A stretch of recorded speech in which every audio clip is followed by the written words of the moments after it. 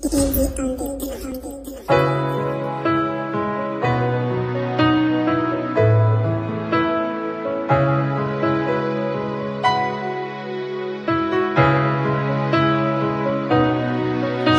shalom, shalom.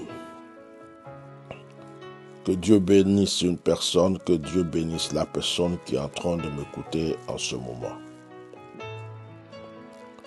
Je ne sais pas dans quelle religion tu te trouves. Je ne sais pas si tu es chrétien, si tu es musulman. Je ne suis pas venu juger une religion ou qui que ce soit. Je voudrais te parler plutôt de la prière. En tant que chrétien, je veux te parler de la prière au nom de Jésus. Je veux parler à quelqu'un qui n'a pas encore compris l'importance de la prière. Vous voyez, lorsque vous lisez les livres saints, vous lisez la Bible, même tous ceux à qui Dieu a donné une autorité, une puissance, une gloire, on ne va pas aller trop loin. Parlons par exemple du prophète Élie. Élie priait. Moïse a été obligé de se retirer devant Dieu pendant 40 jours, 40 nuits. Élie priait.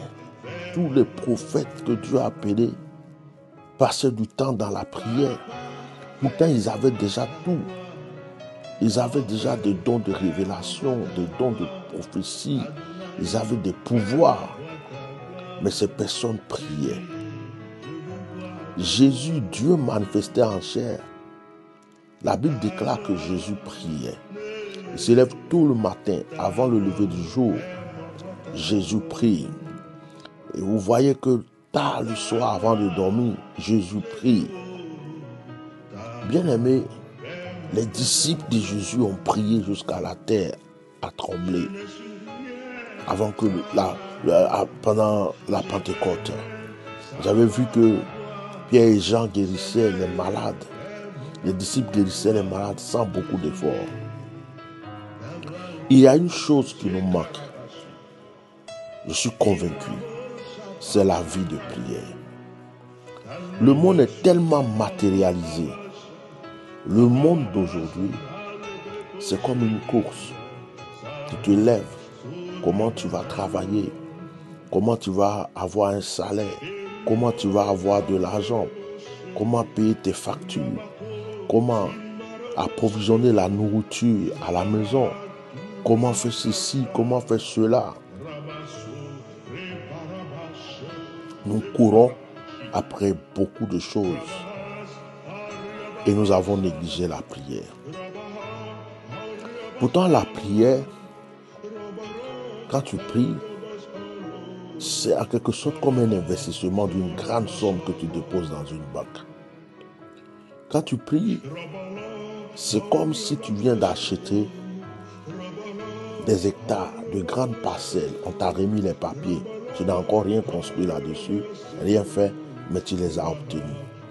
Quand tu pries, c'est comme briser un mur qui ressemble par exemple au mur de Berlin, ou briser un mur comme le mur de Jéricho, et tu es libre de passer, d'aller, de revenir. Lorsque tu pries, c'est comme diviser la mer Rouge pour pouvoir frayer un chemin. Prier est très important. C'est pourquoi les circonstances de la vie, notre chair, la vie elle-même, les démons, les mauvais esprits, les puissances des ténèbres veulent tous nous empêcher de prier. Dès qu'on se lève le matin, on a beaucoup de préoccupations. Et ce qui fait que après, on n'a plus envie de prier. Après, on se demande si on doit continuer de prier. Prier est une grande chose. Prier est une chose très, très, très, très, très importante. Prier est quelque chose qu'on ne doit pas négliger. Prier est quelque chose que tu dois prendre à cœur. Bien-aimé, si tu as arrêté de prier, que le Seigneur t'aide à reprendre ta vie de prière. Commence par 10 minutes, 20 minutes. Après, passe à 30 minutes.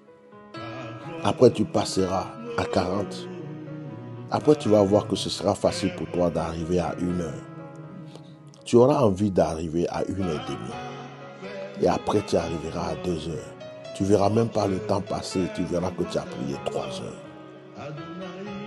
Lève-toi souvent au milieu de la nuit, pendant que tout le monde dort, pour prier, pour rechercher la face de Dieu. Tu vas te lever fatigué. Tu vas avoir les yeux comme si tu te demandes, mais tu es même en train de bâiller. Dis seulement merci Seigneur. Alléluia. Merci Seigneur, mon Dieu, tu es grand. Je sais que tu m'aimes. Dis ces genres de paroles, tu vas voir que la prière va se déclencher toute seule. Mets une musique douce, prie avec. Mets une musique d'adoration, prie avec. Pendant que tu pries, oublie tes soucis, oublie tes fardeaux. Dis-toi que tu as un rendez-vous particulier avec le roi des rois. C'est une intimité personnelle. Ne reste pas là à penser, oh demain je dois faire quoi? Oh la voiture en panne, oh ceci. Non. Passe ce moment devant Dieu. Vous savez, c'est pourquoi j'aime aussi la méditation. Il y a une sorte de méditation, c'est de rester calme, tranquille et de laisser son esprit penser pour toi en écoutant ta respiration. Tu oublies tous tes fardeaux, tu oublies tous tes soucis et tu penses et tu réfléchis.